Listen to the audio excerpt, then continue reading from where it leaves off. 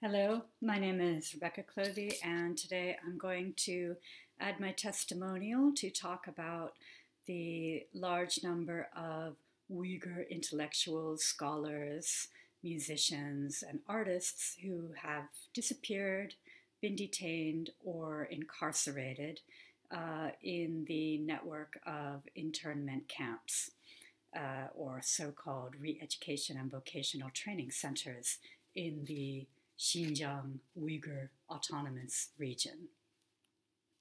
These re-education and vocational training centers are supposedly designed to reduce Islamic fundamentalist terrorism and train people for technical skills so that they can succeed on the job market. However, we do know that there are over 400 intellectuals, scholars, musicians, and artists who have been disappeared, detained, or incarcerated, and some of them we still do not know where they are. I'm going to mention just a few of the scholars, specifically university professors and writers who have been detained in the last several years. To start with, I want to talk about Dr. Azat Sultan. He is, or was, a Uyghur literature professor. He was the former president of the Xinjiang Association of Literature and Art, clearly a well-regarded, well-educated man. He also was previously the vice president of Xinjiang University from 2000 to 2003.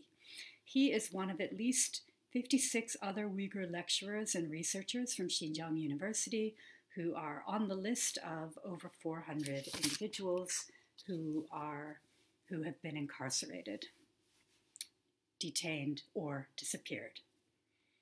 Another of his colleagues is the former president of Xinjiang University, Tashpalat Tayyip. He, in fact, was accused of separatism and has been sentenced to death. And that sentencing is coming soon, or that sentence should be executed soon. Another person from Xinjiang University who is quite well known is the folklore professor, Dr. Rahila Davut. She is a well-known folklore professor. She was well regarded not only domestically but also internationally. She is the founder of the Ethnic Minorities Folklore Research Center at Xinjiang University, which was founded in 2007. And she had collected a large body of work on Uyghur native knowledge, its worldview, its system of values, its life practices, etc. She documented these traditions on video and in her writings. She has disappeared, and so has her collection of videos and writing. Another person is the writer and poet Perhat Tursun. One of his very famous works is The Art of Suicide. This is a novel that he wrote. Actually, at the time in 1999, when it was published, it was declared by some people within the Uyghur community as being anti-Islamic, which does indeed raise doubts about the question of him being an Islamic terrorist. It's highly unlikely he's an Islamic terrorist, given that his work is not even considered to be Islamic. The last person that I will mention today is the writer, critic, and editor, Yalkın Rozi. Yalkın Rozi worked for the Xinjiang Education Press. He compiled Uyghur literature textbooks. He had been doing so since 2001.